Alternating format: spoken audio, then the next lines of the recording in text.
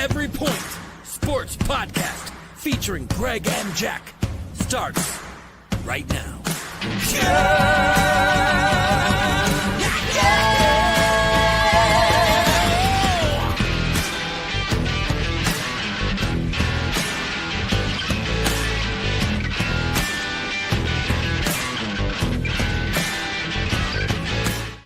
Oh, welcome in everybody to the Every Point Sports Podcast. I'm Jack Stash from Fantasy Farm Sports. We've got Greg Kratzer, the Old Gamer GK Entertainment with us. Greg, it's Sunday. We're talking sports. It's a little slow, but I got a lot of energy today. How you feeling? I'm feeling great. As always, like I say every week, we bring the energy. I'm always excited to be here every Sunday. But you're right. It's a down slow type of cycle in sports right now. Not a lot going on. Few key topics. We do have the NBA playoffs, but there's not too much. A couple weeks we got the big golf major going on. Yep. I forget which one. U.S. Open. Yep. I think is that what it is? Yeah. So I mean, we got that coming up. We got the finals coming up. It's hot down there. It's hot up. It's hot down here. I understand you guys are still waiting on summer. Yeah, I can't believe it. We had a nice couple weeks, and then all of a sudden, my heat bill's going up again. I'm like, we're in June. I've been hearing nightmares up to June 1st, and we'll never have summer. Yeah, it's time to sell those pools. No, it's just it's been unfortunate weather. We've gotten a little bit of rain down here lately too, but I won't tell you about rain. Yeah, you don't need to tell me. We had a whole week's worth. So luckily, everybody's all right. No flooding or anything like that up here. So that's a blessing. But, yeah, just a big inconvenience. Sloppy weather, cold, chilly. Far cry from the mid-70s we were getting blessed with earlier, mid-March it was. Jesus, who needs a repeat in November? You know what you guys should do? You guys should do a Thanksgiving in May next year. Halfway to they already pushed Christmas in July. Why not have Thanksgiving in May, right? I'm saying that's yours. You can have that, right? Just stand on the side of the road and start handing out turkeys. You get a turkey. You get a turkey. They're like the crazy. Everybody gets a turkey. The crazy. Dude, you could be the Oprah of Thanksgiving. The crazy guy down the road hands out turkeys in May. He thinks he's. You'd be the first one. You get the market, right? You gain the market share on the Thanksgiving in May. That's yours. I don't want that. You don't want nothing to do with that, right? Your idea, but you don't want nothing to do with it. Well, I'll sweat down here. People look at me and they go, turkeys, pal. Turkeys will go bad really quick down there. Who's look worse, the Neary kid or the turkeys? I can't tell. They're both let's see. Yeah, doing well. I just want to report. I'm doing well with my cards. We're selling cards, Fantasy Farm Sports. I got some fun ones this week. I pulled a Sam Laporta rookie card, green. I like that one. I like that a lot. It looks really cool. I like Sam Laporta. Actually, that's just a Sam Laporta green. It's not necessarily a rookie. I found this one, man. I just like this card. Sometimes you can't get off cards. Sometimes you just, let's see what he wants for it. This is an old for you Browns fans, and this will work perfect for our segue. Greg's already wearing orange. This will be perfect, right? I got an Ozzie Newsome gold. I love that card. That's a really sweet card. It just looks great. Ozzie was an awesome player, maybe a better GM. Great tight end. But I just thought, great tight end for the Browns. He really was one of the most underrated tight ends in history. Even though when you do talk about top tight ends, he is brought up as one of them. Yeah, I just thought I just couldn't get off of it. It's not even it's $5. Mm-hmm. It's a Lincoln. Former Bama player, guys. Former Bama player right there. And as Jack said really quickly, he might actually end up being a better GM than a player. He's won a Super Bowl. 2 Super Bowls, I believe, as a GM. The guy drafts phenomenal every year, bangers left and right. It's clean all the way through. Yeah, you're right. He might actually be a better GM than he was a player, just for the fact that the career that he had is amazing. Yeah, amazing. Yeah. So since we're talking about a player, He and let me turn. say something really quick. He Oh, go. might be the best player turned coach or GM. Either one. He might be the best ever. Oh wow. Yeah, I mean, he I did. mean, think about not just the 2 Super Bowls that he's won as a GM. Think about the players this guy has drafted throughout his career. Think how relevant the Ravens has been since the early 2000s. Ready? They're relevant. It's gonna drive you crazy. I actually got one in my hand. Ready? Here it comes, like an airplane. There you go. Ray Lewis. I mean, I liked that one too, so I bought one it. of the best linebackers ever. Yeah, so I picked up him and Ozzie Newsome, and so I just kind of wanted to, and then sometimes you just like stuff you can't get off of. But anyway, we're selling cards, so if you guys want a card, message us. We'll see if we have something for you. Absolutely. I've got high end, not insane. I don't have $1,200, $5,000 cards, but I got anything from 5 to 50. Right, we're starting. It's there's never worse than walking on a car lot. I just want to say this, and then we'll get into it's nothing worse walking into a car lot that everything's overpriced and you can't buy anything or look at anything. It's just out of your range. The greatest lots have something for somebody that needs a car, and then something for somebody that wants a prize, a show car. And the show car lots, are great. But if you don't have something for the guy that needs to get to work, it's a waste. It's an automobile. It's an A to B. It has to get you there. So, if you don't have something to show off to, maybe you're a Carolina fan, right? And you, also your buddy's a 49er fan like mine is, right? You get Christian McCaffrey pink. That's right? a great card, by the way. And when he Great comes over card. to your man cave, right, you hang out with him, right, and you go, hey, yeah, I've got Christian McCaffrey, and then you kind of toss this one in his face. Carolina Panthers, Cam Newton. Oh, and the face changes. Anyway, so just stuff like that. We're into stuff like that. It's really fun. I'm excited. I'm having fun. It's not fun. It's not fun. I would spit on that card if you pulled it out in front of me. Just to let you know, if anybody is ever in my man cave and you pull out a Cam Newton card, I am spitting on the card. Oh my God. Well, I need some cards clean. So if you want to, I come in here all high energy, very good mood, and Jack knows the one person that would get under my skin. How about this tandem? And by the way, we're going to be talking about this very soon after we talk about what we're talking about, because it comes later on in the year. But you know who got OTAs this year? Or you know who got we'll talk about OTAs in a second. You know who got Hard Knocks this year? No, I didn't see who got them. The Buffalo Bills. Oh, the Bills did, really? That's interesting. So it's going to be Josh Allen. This is a national pride. Look at that American flag. Right? Fireworks. Hey, look at that. National pride's on the screen. That's a national pride. Ooh, that's a great looking card. National pride, Brock Purdy. And I got a national pride, Josh Allen. And then I got a fireworks. I like how they go together. Yeah, I don't have the autofocus on. I like how they go together. And what's awesome about this is that there's a lot of national pride coming out. We got July 4th headed our way. Hopefully we can get above 70 degrees in Pennsylvania up there. Oh, that'd be nice. Be That'd nice. Even though Memorial Day was a nice day. A little wind going on, but a really nice day. I don't know if you see my Facebook post, but I had my little helper out there. We had little Isaiah, little stinkers out there in my 49ers apron. He had his little 49ers spatula holding it, his little gloves on. But he was telling me when to flip the burger, so he did a good job. That's awesome. Yeah, it looked like he had a really nice time teaching them. No, we had a wonderful time. We had the boys, her parents were over, our neighbors was over. Wish my dad could have been there, but his car's a little under the weather, so until I fix that, but other than that, yeah, it was a very nice Memorial Day. How was yours, by the way? Worked. It was great. Yeah, I work at this. I run trivia nights throughout the state of Florida. And, I didn't know if that was still going on since it was Memorial Day. You know what? I don't cancel because not everybody has somewhere to go.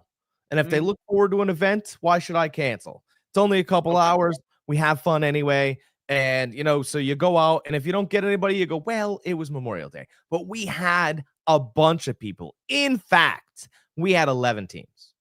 Nice. 11 teams. We partied. It was somebody's birthday. They didn't know that there was trivia. They had a blast. We had such a good time. Awesome. So it was a couple hours. Everybody had a nice time, and I was really, I was happy to put it on for them. Let's segue right into it.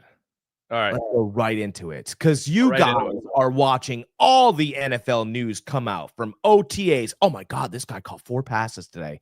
Oh, he could be rookie of the year. Oh, see how fast Genty ran, right? Oh, you're seeing all the videos, and you know what? It really gets my fantasy football heart bubbling to watch all these videos come out, right? These guys, show me the squat racks. This is the only time of year I'm interested in squat racks. Like you're sitting there going, oh my God, how many reps did he get? How'd he look? Do OTAs really matter? I mean, here's a couple reports I got coming your way. Shedeur Sanders is lighting up Browns camp every day. He's got it so lit. Greg didn't know I was going to do this take, and he's wearing an orange shirt. Okay, that's how lit Browns camp is right here, right? Every day he's lighting it up, and everyone says, well, it's just OTAs. Well, he went 45 of 50 with 7 touchdowns, but it's just OTAs. It's just practice. Talk about practice here. Just practice, Shedeur, right? But in the same breath, right, your media will say Aaron Rodgers hasn't committed to football yet. Well, he better get there because OTAs are underway. What? Do they matter or don't they? What side of the fence do you guys want to be on? Do OTAs matter? Please tell me. Because I need to know. Because apparently, for Shedeur Sanders, who cares? Aaron Rodgers, who has a Bible, an acumen, a whole, he's got a Super Bowl. He's got to learn more football. Okay. To answer your question, they matter. Thank you. But they don't. The 13 for 13 doesn't matter. I'm so confused again. Okay. When you're playing the game, you play with pads on, you play with a helmet on, you can hit, you get pass rushed. So that's why training camp really doesn't matter until the pads go on. That's where you hear in training camp. Training camp really doesn't matter until the pads go on. Before then, it's just running drills. It's just glorified drills is what they are. Now, this is where I think it matters. Matters in 2 aspects. One, you're making dry runs of the plays. So therefore, you're making runs of the plays where you're not having all this outside interference. So you can actually learn the base of the play. So when this pass rusher comes this way and blows the play up, everybody still knows what they're supposed to do. All right? Because you have the base of the play already down. You've done it until you guys puked. I don't know if you guys ever sing Remember the Titans. Do the play till you puke. What play are we going to run? What play made you puke? That's the play we're going to run. All right? So that's where that matters. And the other aspect where it matters is, to me, something that I think is glossed over way too much is team rapport and team chemistry. I think that's such a massive, massive thing in the NFL that doesn't get talked about. The Eagles had massive team chemistry last year. It was them against the coach. We talked about it. We talked about it the whole year. I'm with you. Yeah, I'm with you. I think it gets glossed over too much. And I think the OTAs and training camp is where that kind of stuff happens. That's where you become buddies. You want to go that extra mile for that teammate next to you. Not for that extra dollar, but for that guy next to you. But here it is. Shedeur Sanders lighting up Browns camp every day, right? That's the report from Browns camp, right? And here's ESPN on Shedeur Sanders is lighting up Browns camp. Right? Mm-hmm. Aaron Rodgers hasn't committed on a team, right? Hasn't said he's going to play football. And everyone's panic. Oh, God, he might not figure. Look it. OTAs do matter, right? But it's like you said. So Shedeur Sanders is not competing against one other quarterback. He's competing against 4 others. 4 others. Yes. So if he goes 13 for 13, forgive me, that matters. By the way, only other quarterback, rookie quarterback, to have a 13 for 13 OTA, as I read, is Tom Brady. That was reported. It's just something I'm parroting from legacy media, but it means something. It doesn't mean nothing. It doesn't mean nothing at all. Like if you show up every day and you show up early and you stay late and you look good, that can't mean nothing. If that means nothing, I mean, to me, you're just repeating what the Browns organization has been forever. I mean, it just is, right? And Aaron Rodgers not picking a team. I mean, like you said, it's June 1st. Let's settle down. If he can't learn an offense in 2 months, I mean, by the way, when you get older, more reps, it doesn't work all that great. No, I'm with you on that. And the Niners do it with Trent Williams. Like Trent Williams isn't there right now, but the Niners are okay with that. He comes in, he does his thing when he comes in. They understand at his age, he needs to have limited reps. Same thing throughout before training camp starts. Like he needs to have those OTAs aren't necessity for a 14-year veteran. You know what I mean? If you're a young player, here's the thing, right? And it's like the NBA too, right? If you're a young player, right? People talk about load management. I can't stand the term, but this is why. When the term load management came out, it was the Spurs had Tony Parker and Manu Ginobili. They were running the show. And when they were managing the guy, they were managing their 7-foot-tall Tim Duncan, power forward / center, who already had thousands of miles on his leg and he was in his mid-30s, right? And sometimes they would pick him in certain spots and give those knees a break on the wood. Yep. That's load management. It's not a 23-year-old not needing to play back-to-backs. Yeah. No, it's absolutely. Insane. Yes. So the Spurs used it fine. You took advantage of the term to take days off. I don't like that. Right? So in this case, Shedeur Sanders is working his tail off and should get credit. Don't just say, well, it's just OTAs. He's performing well. In fact, he's performing better than anyone in his draft round and probably a couple rounds higher.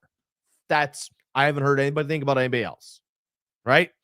And Aaron Rodgers doesn't really need to be there. You guys are making up stories because you got nothing else to talk about. And the fact of the matter is there's a live sport going on right now.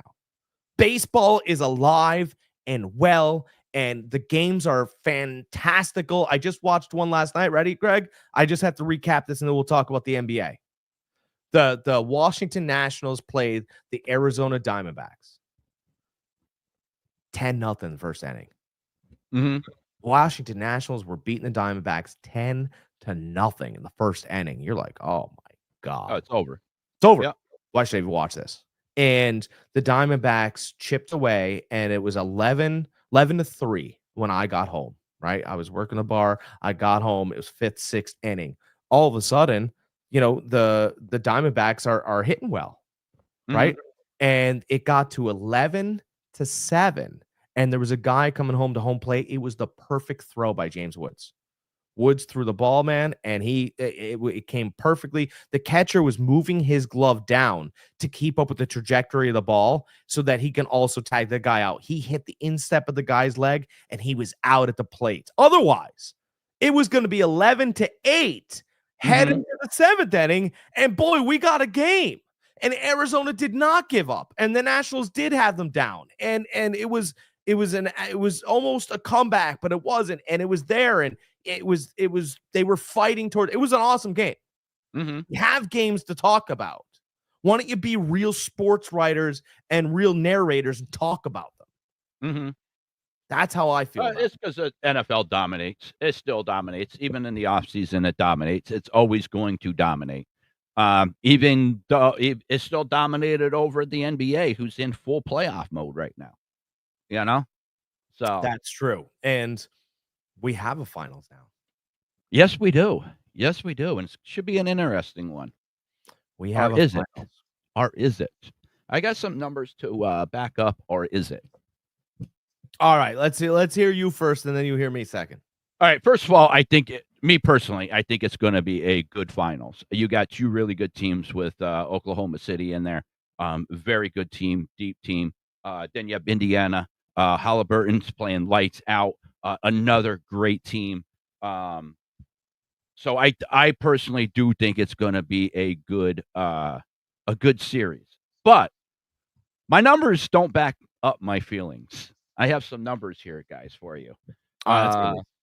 The Thunder, they've had 4 30-plus point wins this year in the playoffs, which is the most in NBA history, with the finals still to come.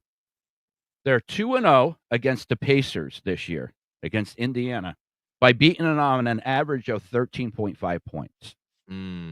So games weren't even close. And this is the shocker that I didn't know. They were dominant against the Eastern Conference this year, 29-1 against the Eastern Conference this year. Wow. Yeah, I mean, these numbers say that they should sweep Indiana, and very easily. But I personally do think it's going to be a good series. I think we got the best two teams in it. I think they're both teams are healthy, as far as I know, which is a shocker at this point. But you alluded to it, Art, before we started. That's how deep these two teams are, and that's probably the reason why they're as healthy as they are at this point.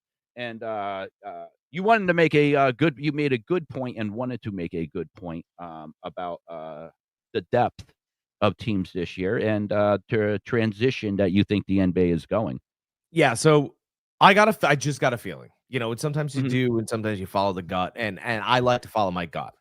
I think this series goes 7 games. Indiana is incredibly coached by Rick Carlisle. And like you were just saying, super, super deep team. Super deep, right? But most importantly, right, these two teams are the new NBA model. They're the brand new NBA model, right? So building a super team used to be 3 stars.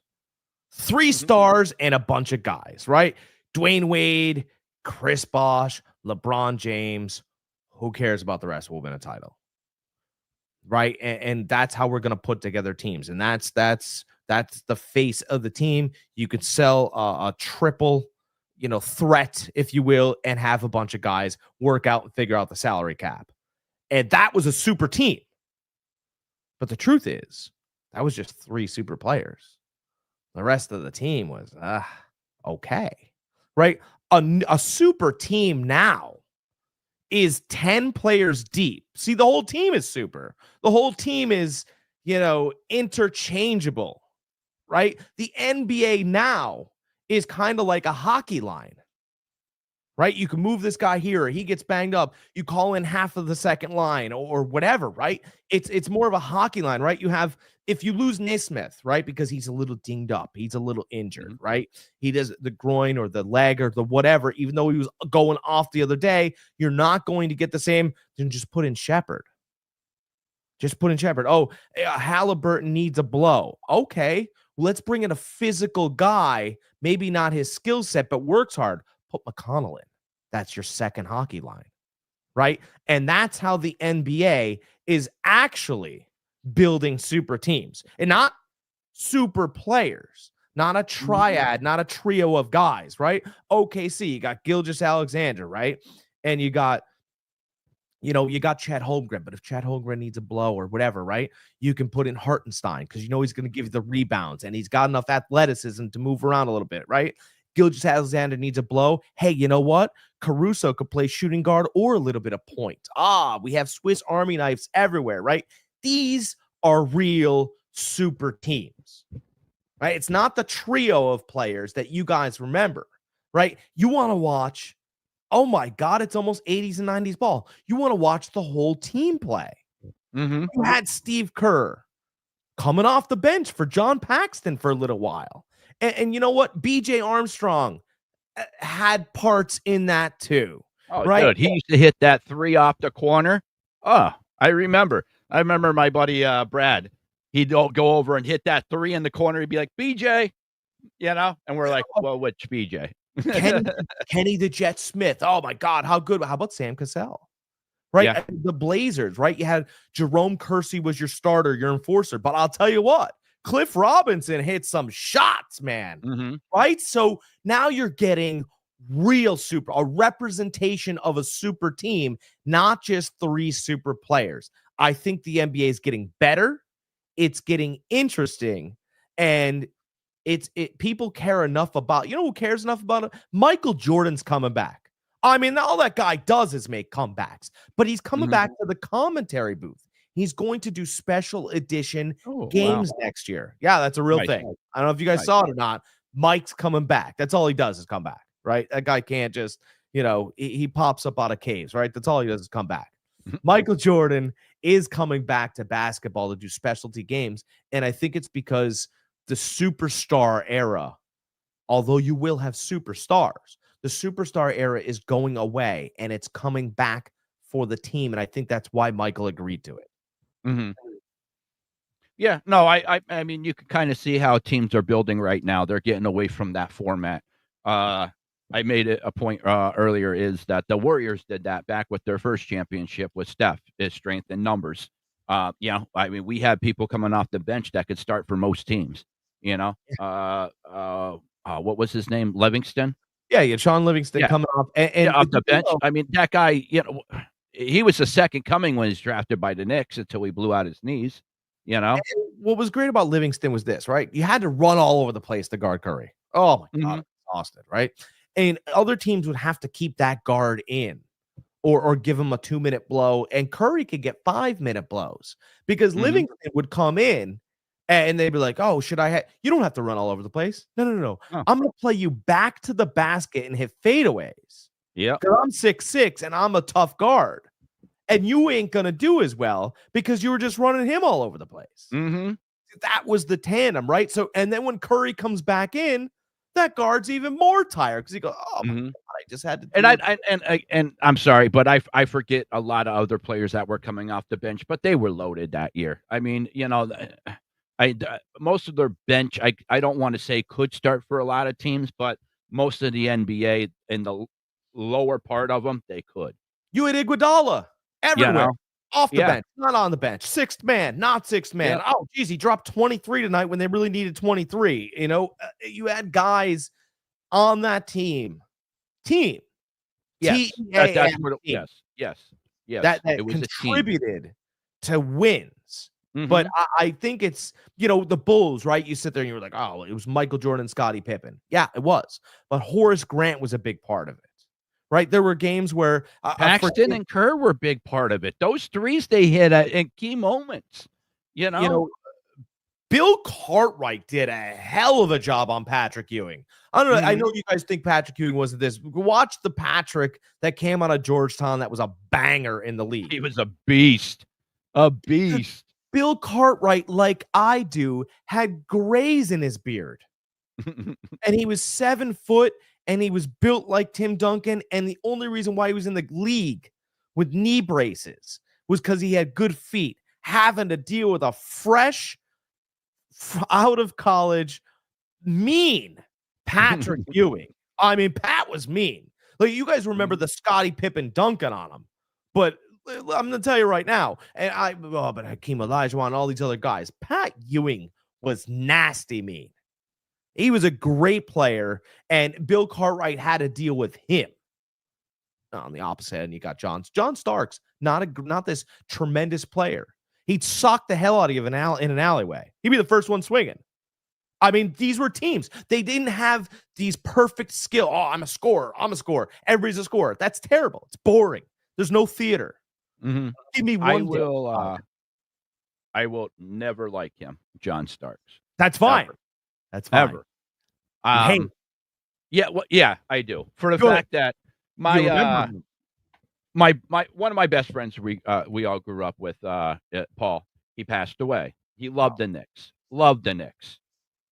He was buried in Mahwah, New Jersey. Okay. We went up there for his funeral. Big Knicks fan. I ended up with his Knicks jersey. One of his favorite players was John Starks when he won the Sixth Man of the Year. Okay. Loved him. I loved his scrappiness, everything about him, blah, blah, blah. We're at Dave and Buster's, or sorry, it's called Jillian's. It's like a Dave and Buster's. Why we're up there. We had a group of us that went up there. We spent the night up there and just made a whole trip of it. So we went there and we were trying to blow off some steam. Guess so happens to be there getting an interview. Like it was destiny. John Starks. Yes. Yes. I stood there. I am the only person. The only person. There's not a line. There's not a crowd. Nobody knows who the hell he is anymore. I am the only person. I knew who he was. I stood there for the whole interview waiting for him. I had a pen and a piece of paper. I wanted to get his autograph. I wanted to put it in a frame next to the jersey that my buddy had. And I stood there the whole time. He walks right past me. I have a pen and a paper. I'm like this, Mr. Starks, can I have your autograph? Doesn't even look my way. Just totally walks literally probably 2 feet away from me and just blows me off. That's like real piece of shit. Yeah. Dude, you're way past your, like, nobody knows who the fuck you are anymore. Excuse my language, but I get pretty ticked off when I tell this story. You know? Yeah. Like, no, like you weren't in your glory days anymore. There's not a ton of people. There's not a lot of kids. There's nobody there except for me. One person is there for your autograph. One. And you can't give the time of day for that person. I would have signed that. That's mean You spirit. know? Like, Mean if spirit. there was 20 people there, I get it. He probably wants to get out of there. He doesn't have time to do 20 autographs, you know?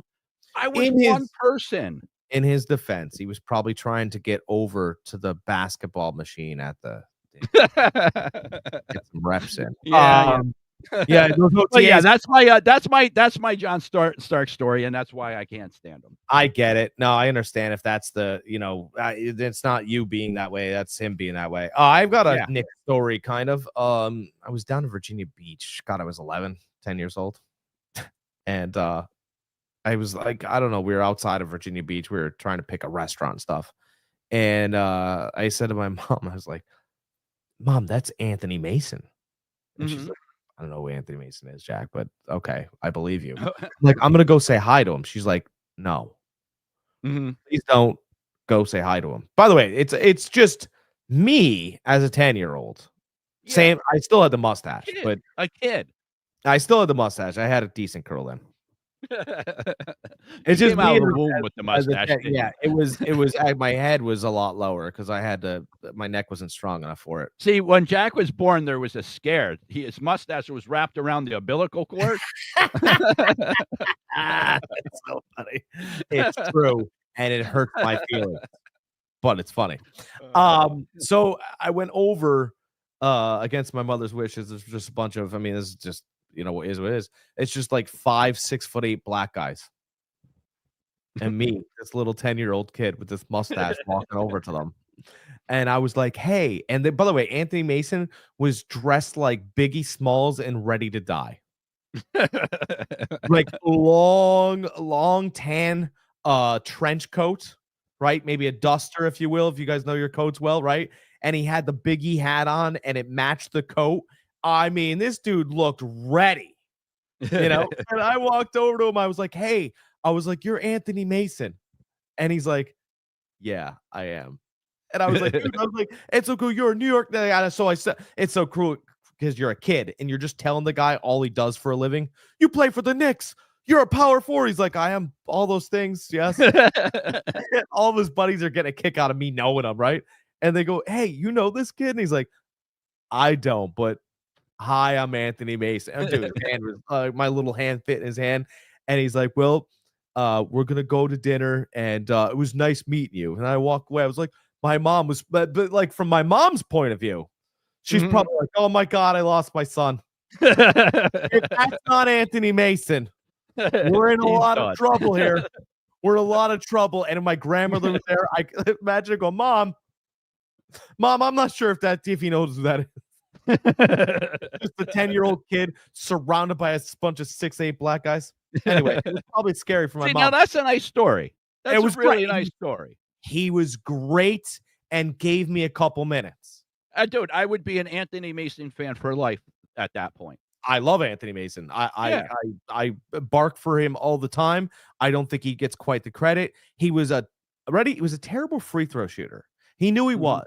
So what he would do is, he like John Candy and Uncle Buck, he would switch tobacco products. Remember that? I got a 10-year plan. I'm gonna smoke cigars, then I'm gonna smoke cigarettes, then I'm gonna put chew in, then I'm gonna go on the patch. You have to see Uncle Buck, right? But that's the truth. Anthony Mason would go to the free throw line, and sometimes he would throw two hands, sometimes he would throw one hand. See, at one point, he came up with this: I'm gonna put one hand here, and I'm gonna put one hand here, and just push the ball. Shaquille O'Neal adopted it for a little time too before he went to LA with the Magic, right? He just, and it was so weird because he would settle around 68 to 72% and have 5 different free throw types. And you'd be sitting there going, oh, what's Anthony doing today? Oh, he's going to go two hands. All right. And he'd either make them or miss them. It was just something that he would do if you're having a good time with the way you're putting, right? If not, you have 35 others in the closet you can go to. That was Anthony Mason. He just switched all the time. And you're like, dude, I remember watching him on TV, and he switched to it was the first time I ever saw it. It was debuted, and it was this, and it was this, and it was just this. And I was like, I looked at him like he was half crazy, and it went in, and I went, all right, he's working on things. Did he ever do the Jackie Moon though? Oh, what was the old grandma? Oh, the underhanded. The underhand. Underhand. Who was the old Jackie Moon? What's he doing? Don't worry about it. This is what he does. Who was famous for the Jackie Moon before Jackie Moon? It was actually there was a legit player that used to do it, and I don't remember who it was. Rick Barry. There it is. Is that who it was? It was Rick Barry. Yep, it was Rick Barry, and Rick Barry is the worst person to talk to about basketball ever on the planet. If you watch any Rick Barry interviews now, I mean, because he goes, look I'll give you 5 top players, and he considers himself one of them. I mean, he was a 93% free throw shooter. I mean, obviously he would, but he's like Larry Bird, Havlicek, and he picks a couple other players. He's like, everybody else, I really don't want to talk about.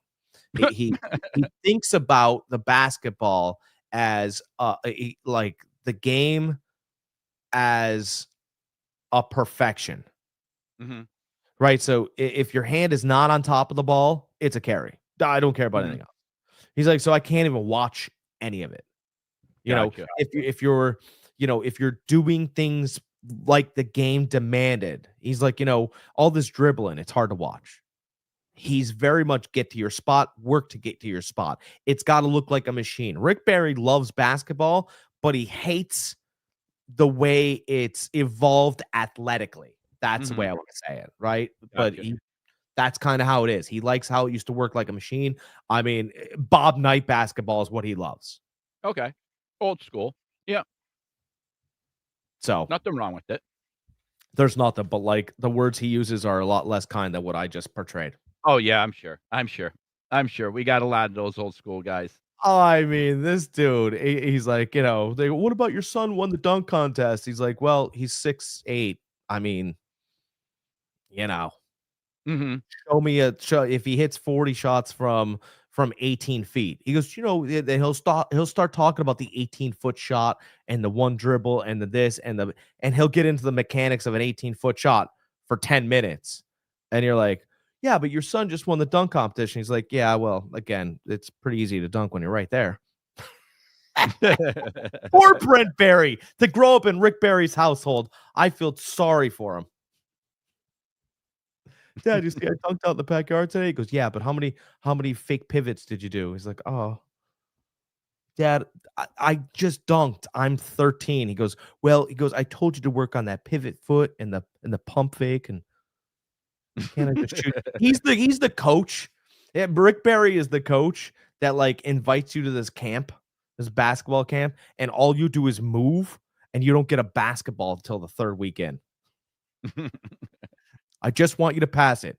Okay, there. I threw it to him. Nope. I want the thumbs each to be equal, and I want you to pass it. I want you to do that until you have calluses on your thumbs. You're like, I just want to throw. There's baskets there.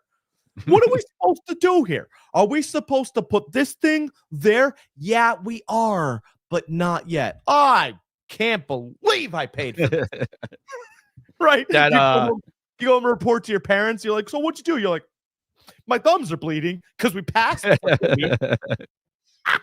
That whole Rick Barry thing where he does like how vocal he is against the NBA this anymore is reminds me of the video when Mark what was his name Gassino met Brett Favre Oh at a yeah, at a, a autograph convention.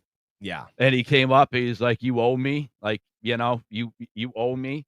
And Oh Brett yeah. Favre's like, "What are you talking about?" He's like, "You gave up that sack, that wasn't, I wasn't right because that broke his record, you Mhm. know? Michael Strahan broke his record. That was his thing." So he still holds a grudge to Brett Favre for that. I thought he was gonna kill him. Brett Well, Favre thought he was joking at one point. but I'll tell you what, Brett Favre. The more we find out about him, he's becoming a tragic hero. He's a piece of shit. I was trying to be nice. Oh, I'm not being nice. He I is. I mean, all that stuff that where how his daughter's volleyball wing building thing got built and stuff. That's very shady. I don't know exactly what's going on. I'm not going to allude to what's going on because I don't want to be like Pat McAfee and get sued, even though we're not big enough. But still, but still, that's really shady. What was going on there? How You about hear past teammates coming out speaking against them anymore? how You about the know? text messages he was sending to the Jets cheerleader Yeah. that looked this is the other thing that's like people don't put together. Oh, he was sending messages to his Jets cheerleader. Big deal. Okay. Well, how about this Jets cheerleader looked exactly like his wife when his wife was healthy when he was doing it? His wife was not healthy. She had cancer. Yeah. Yeah. That's like Yeah. even That's worse. like, yeah. Like if it was Yeah. some like hot blonde or whatever, you're like, oh well, that's just him being a football and a jerk and all these other things. But it was Mhm. even worse than that. Yeah. Like everything you thought he could do that was bad was even worse than that. Yeah. It's almost and I know that people hate to hear this, but like all the terrible Pete Rose stories you heard Mhm. were the best terrible stories about him. Yeah. They were worse. Mhm. Way worse. Way worse. Yep. Yeah, Everybody knew them. NFL propped Brett Favre up as this Southern good old boy, you know, football The player. I do want to say this about Pete Rose. I know that he's allowed to Hall of Fame, and I'm not trying to nail a guy that can't defend himself, but everything Major League Baseball did, and I'm 100% convinced of this, everything Major League Baseball did to keep Pete Rose out of baseball all those years was to preserve the right for his son to participate in it later. Pete Rose Jr.'s in baseball. Okay. He works for an organization. Mhm. He played a little bit of baseball. But if all the really bad stories about Pete Rose ever came out, the public outcry would have never allowed even his son to be able to be in it. I'm telling you, with the same name, right? So keeping Pete out allowed his son a fair shake. That's the real truth. That's Yeah, what I but keeping Pete out, like, he wasn't a horrible person. his son's best friend turned out to be Pete Rose's drug runner so that Pete Rose could bet horses at a racetrack. That's one of the stories that was just released on the documentary. I mean, Mhm. let's see, he was 30 years old and dating a 15-year-old in Clearwater during one of the it's awful. Oh, yeah, see, I didn't know any of that. It just every time I'd be like, okay, like, and I was a Pete Rose guy before I watched the documentary, and Yeah. every time I was like, okay, it's the documentary is gonna get better for Pete. It didn't. Mhm. It just got worse. His this he hired this agent and agent slash lawyer from New York to cover his case, right? And this guy goes, he goes, I love Pete. He goes, that's why I took the case. He goes, but I learned pretty quickly why people couldn't take the case anymore. He's like, Mhm. so anyway, that Clearwater, story came out, and Pete was going to do a Phillies day, right? And I told him, go there, wave, shake hands, say thank you, leave. That's all you got to do. Reporters are Yep. going to have questions about this. All you need to do is say, I can't really remember. I'm kind of here to represent the Phillies today. Thank you so much. Mhm. First reporter in the building is a woman's reporter. And she asked him, she said, hey, Pete, this whole thing comes out about the Clearwater, blah, blah, blah, right? All he had to do was respond exactly the way the paid lawyer told him to. And he said, "Hey, baby," he goes, "I don't know. That happened a long time ago. Listen here, sweetheart. This isn't that you call her baby and sweet. What are you doing? Yeah. Yeah. What Yeah. are you doing? If you weren't the guy you were, I would take you outside and strangle you." That's Everett, dude. I got madder. It was like 1 a.m. I got madder and madder as I watched the documentary about him. But I think baseball, believe it or not, and we don't think this, I actually think baseball did the right thing by allowing his son to have an actual career. And his son works for, I think, your organization, the White Sox. Mhm. Yeah, I don't know, to be honest with you. I don't know. I didn't even know he, had a son. I didn't know he was in the major leagues. I just knew major leagues was keeping out a guy that bet on his team, didn't bet against his team, bet on his team to win, and, kept it at one point, the all-time hit leader out of the, Hall of Fame. I think what's interesting here is what I think actually happened. It's like the story of a battered woman, right? Major League Mhm. Baseball kept most of the real terrible stuff quiet because it didn't improve anything for either side. They Yeah. No, actually really took and the high this is road. coming from somebody, listen, I live and breathe sports. Like, I know stories your average fan don't know. That's why Jack and I come on here. We like to share this stuff with you. We know more of these, like, little nuanced stories than your average fan, so we thought we would pass it on to you, pass on our knowledge. But this is something even, like, I never heard of. But But, again, I didn't watch the documentary. I watched it and I was like, I was geared up. I was like, yes, they're gonna talk about Mhm, all this other stuff. Like a story like this. Joe Morgan Day in Cincinnati. Joe Morgan was the guy who was going to bat. That was his old teammate. He would go to bat in Cooperstown every single year for Pete. mhm. He'd pound the table. Guys, we gotta do the right thing. All this other every single year. And he'd get closer and closer and closer and closer. And it came time. This guy actually chokes me up a little bit. It was Joe Morgan Day in Cincinnati at Red Stadium. And Joe Morgan made personal phone calls to all of his friends, Pete included. And Mhm. the Reds weren't going to keep him away. It was Joe Morgan's call. Yeah, Pete never showed up. Like that stuff. yeah. That's what we didn't let in. Who Mhm, cares? You can hit a baseball. This sport isn't mhm. about you can hit a baseball. Clearly, we've made it clear to every athlete that ever injected or did extra. It's about the man and not so much the game. And you were It should be terrible, it should be more about the game, though, than the man, but he was a terrible or a representation. combination of both. Yeah, and I was 80-20 going, "Let him in." And by the end of the documentary, I went, "Man, I can see with all the information here that there's probably even more." Yeah, but, again, the Hall of Fame isn't there because of whether or not you're a good person or not. It's what you did on the field. No, I I believe the Major League Baseball should be the same as I hold the, NFL Hall of Fame for. Uh, the qualification should be, can you tell the story of the NFL without mentioning that person's name? If you yeah. can do that, and then you don't belong on the Hall of Fame. And I believe that in the NBA, and I believe that in Major League, base I believe that in every professional sport, We kind of actually. talk. We kind of talk like it doesn't happen like if you watch the NFL film stuff now, right? You know, they Mhm. show the NFL films. Show me an OJ Simpson highlight since 93. Oh, yeah, Hey, well, look how hey, long it took T.O. to get into the Hall of Fame, and right. that's recent. Yeah. But I mean, we're talking about the first 2,000-yard rusher, I think. Yeah, When first one ever in 14 games, they or don't even actually 12 games. Wasn't they it don't even 12 he did it in? yeah. Yeah, they You don't even know? show OJ Simpson stuff anymore. No, no. I mean, Which you can't really blame them for I that, you and know? and this is Even I though by the court said he was innocent, but that's the my NFL still don't do it.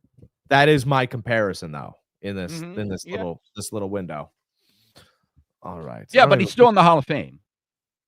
is he?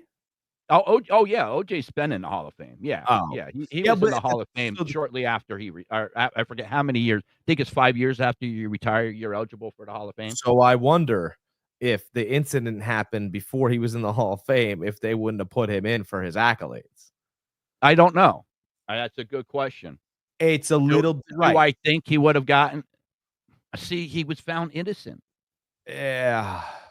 It would have You been know what I mean? If he was found guilty, I'm with you. Probably not. Probably not. I don't But know. I don't know. his argument is, I was found innocent. I don't know if they ever brought up, like, did they ever charge Pete with anything as far as the baseball games thing? It's not a federal issue, right? It's fixing No, it was games. against their policy, so it's a lifetime ban.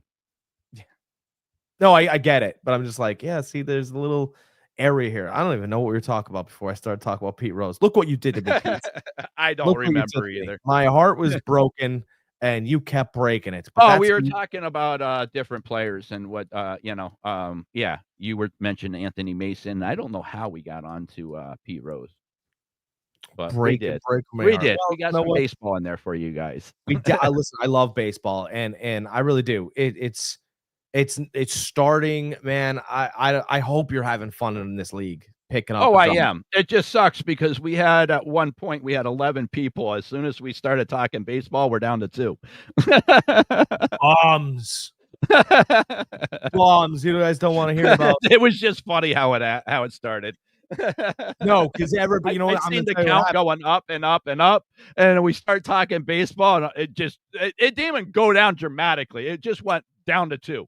It wasn't even baseball. I went, Pete Rose was a bad guy. Then when I'm out.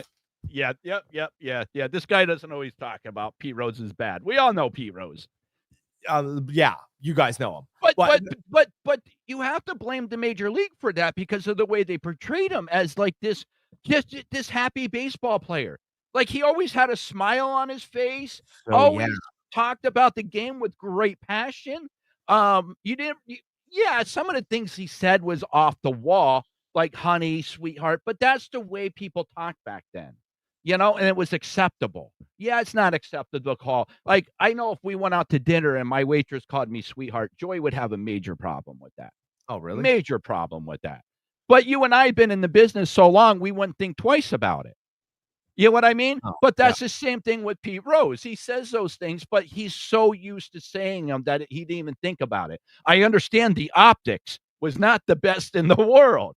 But Yeah. again, in his head, he didn't do anything wrong. And so yeah, this And you'll I have to believe me, watch I'm not trying to justify that. That's the same thing as like our grandparents, the way they documentaries. say about African Americans. They call them colored and this and that, The Like, documentary on HBO was called Rose. It's HBO mhm. Max or whatever the hell they're calling it now. But anyway, it was a great little, they're rebranding. They're always doing it. Somebody speculated it was for tax write-off reasons. It was a great window. It was a great window into, you know, it was just fairness. I mean, that 17-year-old kid that was doing that for him, he's like, Mhm. he goes, he was training me to put me in baseball, and and I did. I got some major league looks, and I played major league baseball. He's like, but I did time, like I did major federal time for the stuff that I did for Pete Rose. Mhm. When I got out, like, I never got a phone call. Like, Yeah. he never even thought about me, and it's like I was a major part of his life, but not really, I guess. Mhm. It's just it was all a tragic. That's what I was talking about. It was just a tragic story, Mhm. you know. I get But it. I get it. I have to watch that documentary. I didn't know about it. I didn't know any of these stories. So yeah, I'm intrigued now. yeah, don't watch it. If you're a Pete Rose fan, don't watch it. I can't say I can't say I was a Pete Rose fan. I just respect of what he did because I know how hard it is. I don't know how hard because I never played baseball, but I know how hard it is. If you're considered great in baseball, hitting 3 or 4 out of 10 makes Yeah. you great. Like that alone speaks volumes to me. If you can hit less than 50% of something, you're great. Like to me, that's incredible. So for what he did in his lifetime in baseball, like it's unreal. It's unreal. Yeah, I mean, sure. I watched another documentary that made me like this team even more, and I'm not like the huge Red Sox guy, but that comeback against the Yankees. Talk baseball Mhm. for a little more. That they were down 3 games and they were all but 3-0. done. Yep. Yeah. The team, the Red Sox, because they didn't know if they were going to keep each other together or they thought it was their final run. It was over, Mhm. right? Done, said. So it was Kevin Millar before the game. He called all the players in. He goes, "Hey guys, listen, this could be our last game out there. Let's just have fun. Let's just play baseball." And he walks around with a bottle of Jack Daniels and he's pouring shots for them. They go out there lit up on Jack, literally. Mhm. Francona walked in. He goes, "What are you doing?" And Millar throws the bottle. He can hear the bottle rolling around. He goes, "All right, as long as you guys are ready." Right? Like, what was Francona gonna do? Like, they already drank. Yeah. Was it gonna suspend the whole team? It's over. And they Mhm. went out, they won. And then they won again. And then they won again. And then they said that they threw a mini party. The owner and all of them threw a mini party, not because they won the World Series, but because there was no team that was in the World Series that was going to beat that Red Sox team after that. They were like, Oh, yeah. we just needed to really let loose, because once we won that last one and we won 4 in a row against the Yankees, we were like, "Well, we're going out." He goes, and we went, and the Red Sox picked up an insane tab at the bar. We just went out and had one. And it was so nice that the team did that. And they went into the World Series and they were like, dude, we're like, who's this team? We don't care. They smoked them. And we all knew it. And we were like, the parade was for the fans. That bar night that we had together, and it was probably going to be our last ride before a World Series, and then we were all going to kind of break up. He goes, that what Boston did for us, what the Red Sox did for us, like, then paid that tab, that night was for our team. Yeah. Nice. That was so genuine. And Kevin Millar was sharing that and stuff. I sat there and I was like, this is the greatest story ever. I remember when that happened. That was crazy. My girlfriend Joy, she's a big Red Sox fan. She actually has a ball signed by Papelbon. Hit her in the arm during a game. Foul ball hit her in the arm. She had a big bruise and stuff. He came up, signed the ball for her and everything. Oh, that's good, actually. Yeah, really cool story, Really That cool is story. I never got hit by a ball, damn it. I was a big paid dude. I still watch the reel. I'll probably watch it today now that I'm talking about it. It's the Gary Sheffield stands in the batter's box and then stands out as Pedro throws. And he stands back in and he's like, all right, I'm ready for the pitch or whatever. He's like, whacking the bat like Sheffield does. And Pedro hits him in the upper rib. Like dead on right in your upper rib. Your upper, what is it? He was batting. I don't know what he was batting. But Gary Sheffield gets smashed in his upper rib and he's cursing obscenities at Pedro. The umpire's trying to get him to not go. The catcher's trying to get him to not go on the mound. By the way, Sheffield's still holding his bat and he's cursing and waving it at Pedro. Pedro is staring at him like he just shot his dad. Yeah, Pedro doesn't care. Pedro didn't care. Looked at the catcher and went, ball. That's always the ball. But Sheffield is still pulling curse words out of the dictionary as he's walking down the line. And Pedro's staring at him like he did nothing. Yeah. Like every single, like a drug lord in Mexico, right? Just, what? Like, remember Raisin Ramon? He'd throw the toothpick. If Pedro threw the toothpick, it would have been fantastic. It was the same expression he had on his face when he flipped Zimmer. On Zimmer coming out, you son of a... Pedro flipped him and went, what? Who else now? You? He's like the Tony Montana. They should make a card. They should make a baseball card, and it's got half Pedro and half Tony Montana, right? How great would that card be? Tops, yeah. Get on it. That would be the greatest card ever. I don't even know how we can produce it. It's a what or something. It'd be like a live action card or something. But Pedro looked at Gary Sheffield like, brother, if you make one more move, you're going to embarrass yourself. I remember that little back shake that Sheffield had. It was an extreme, but it worked for him. I love it. Set him apart. Bat. Yeah. How you hold your bat, how you do your bat. Shohei Ohtani's very stoic. Yep. He doesn't move it. And when it moves, the ball's gone. Right. And these guys have all their kind of own. King Griffey was great, right? That little. Oh, I love it. Yep. Sheffield had a waggle, though, too. It was super neat because he was the only player. More baseball stuff, guys. We're down to 0 viewers. Fantastic. I'm going to keep talking. Back up to 3. Back up to 3. Here we go. What do I have to do? I'll put more shirts on. I'll have shirts on all over me. Sheffield was special because he was one of the first Yankees that made it out of a small market. Like, and your idea of a small market's like Minnesota Twins, smaller market, right? Think of your small market club. Kansas City Royals, kind of small market. Midwestern markets are a little bit smaller for baseball. Okay, they're not major. Texas Rangers are still major. Okay, even though it's a smaller market, right? Sheffield was a Marlin. You forget about it. He was a Miami Marlin and the Marlins did win a World Series with Josh Beckett and that whole squad. But he had a certain unique. He was sellable because of that bat shake and because he had a little attitude. And the name Gary Sheffield was a good name. And every time he was on TV, you absolutely knew that was Gary Sheffield. Put him in another jersey. You go, who's that? Oh yeah, I know the bat because it's like this every time. Yeah, he played for the White Sox for a few years. It was noticeable. It was marketable. It was sellable. The Yankees recognized it. I liked Pedro Martinez, but I also did like Gary Sheffield. He was fun. Oh yeah, absolutely. Yep. All right. I think we drowned this out as much as we could. Hey, man, I just want to sit here and tell stories all day. That's fine. I like stories. I like story time. So I like one quick thing I want to talk about real quick. Michael Huff got signed by the 49ers. Had 3 years with with Robert Saul with the Jets. 2 all right years, 1 really good year where he had 10 sacks. His pressure rate was the highest in the NFL at 23 point something it was. But that's when he was a rotational player. Then the Eagles brought him over, gave him some money, wanted him to be a starter.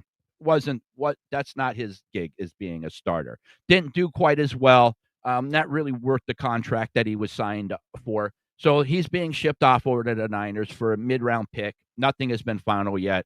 But the Eagles are paying $9 point something million of his salary. Niners are picking up the $7 point something million of his salary. I think this is a very quiet signing by the Niners for the fact that he did have his 3 best years when he was with Robert Saul. And he was better when he was a rotational player as opposed to a starter. And that's what he's going to be, as a rotational player. We drafted that Mikael Williams. He's going to be our starting left end. Right end, of course, is going to be Bosa. But we need to stop the run first. He's going to be a nice third down pass rusher. A lot of people were saying that we should have not have gotten rid of Floyd, because Floyd, why would you get rid of Floyd? You're going to pick up Huff, kind of getting paid similar money, blah, blah, blah. Well, my argument is, Huff's best time was with Robert Saul. We bring Robert Saul back, give Robert Saul the tools that he wants. So maybe he didn't want Floyd. Maybe Floyd's more of a speed pass rusher. Which at his age, he's lost a lot of speed. And let's face it, he didn't have a great year last year with us. So Michael Huff, I believe you bring in a new body, a guy that has a record with a good coach like Robert Saul, can produce. Not saying that the Eagles didn't have a good defensive coach. I'm not saying that at all. I'm just saying that Eagles tried fitting a round peg in a square hole, I think, as opposed to the Niners bringing them over, fitting a round peg into a round hole. Michael Huff is going to be great in San Francisco. And, you're the greatest, the most about San Francisco. But I know a little bit about marketing. And here's what I would do, right? Michael Huff is going to a San Francisco team. They got players, right? They have their Ayuks. They got their Bosas, right? How are you going to make a name for yourself? I would get, everybody's got, they got Mom on their shoulder, Yosemite Sam or whatever. People put funny tattoos, right? Yeah. He should get a tattoo of a wolf on his shoulder. And when the reporter asks him why he got a wolf on his shoulder, he said, because I'm a D end and it's my job to get the quarterback, and I'm going to huff and puff and burn their house down. That's right. Like a wolf. How great is that? Oh, that's hilarious. You're listening. Get to that tattoo shop in San Francisco. Get yourself a little wild wolf right there. Right? Dude, I love it. how So if fantastic this is that? ever gets back to him, he has to do it.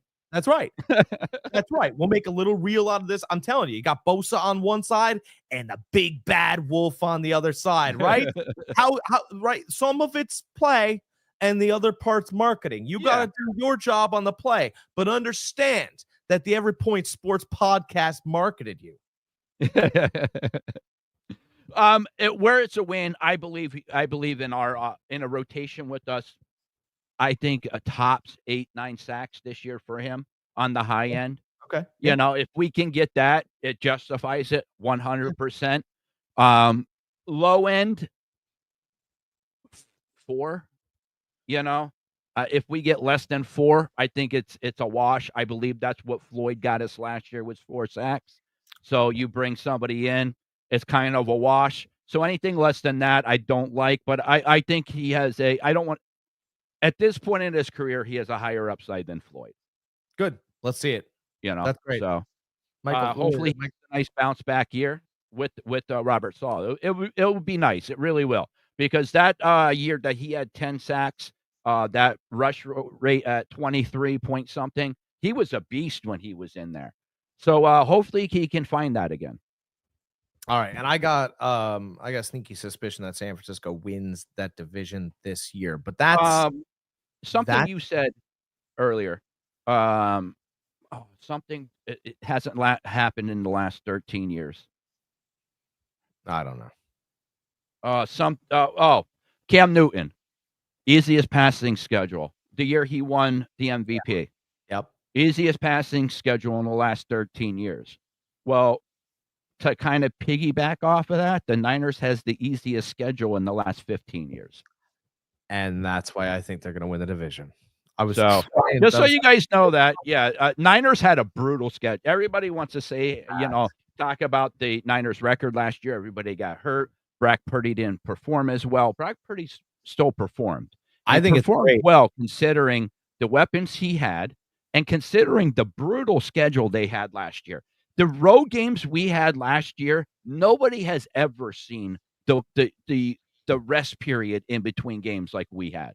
Nobody has seen a brutal schedule like that, and I forget how many years. But in turn, what the NFL just did just gave us the easiest schedule in the last 15 years. I think it's fantastic they got an easy schedule. What I think is even better, though, is that you brought us back to the beginning, right? We started off this podcast talking about cards and the Cam Newton one. Why? Just to put a bad taste in my mouth before we leave? No, because you're ruining my Sunday. You know this. You compared the San Francisco 49ers to Cam Newton. You did it. I didn't do it. You did it. Then he goes I just wanted to say something that you said, how when he won that MVP, you're right. Worst passing schedules, in the 13 years. But in turn, I wanted to say, listen, you said about the Niners winning the division. To back you up on that, they have the easiest schedule that the NFL has given out in the last 15 years. The Niners and Cam Newton's living together. No, never put those words together. I didn't want to bring up, not even close. I didn't want to bring up his name again, but that was all I knew. That was you brought up the Cam Newton blue. Oh, look at that color match. It's beautiful. Oh, you got anything else? On that note, I'm going to go to the gym and pretend this punching bag there is Jack. It's going to be really weird when you're sitting and benching, screaming, Cam! It's going to be really weird. You're going to be the only guy. All right. My motivation today at the gym. So, guys, subscribe. Fantasy Farm Sports YouTube channel. We're setting up our eBay for these cards today. So we'll have them available for you to either purchase now or bid on.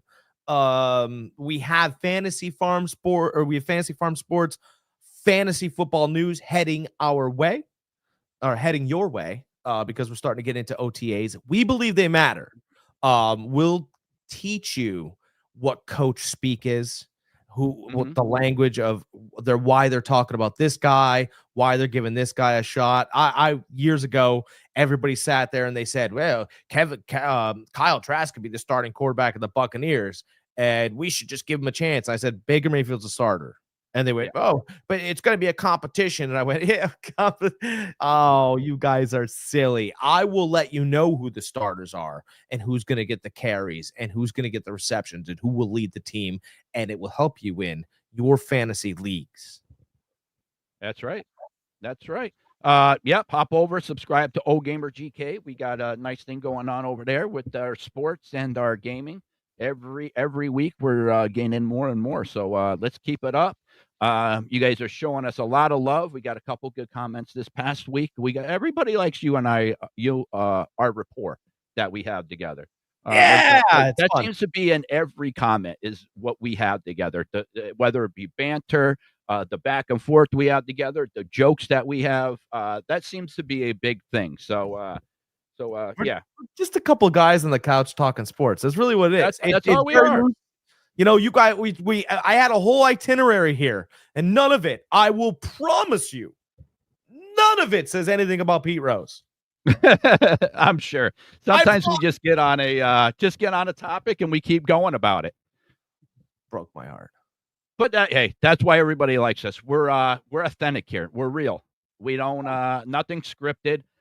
Jack and I have a general idea what we're going to talk about, but you know, sometimes we just go off topic and go on something like the Pete Rose thing. We'll see you guys next Sunday, same time, same channel. Better us. As always, guys, be excellent to each other.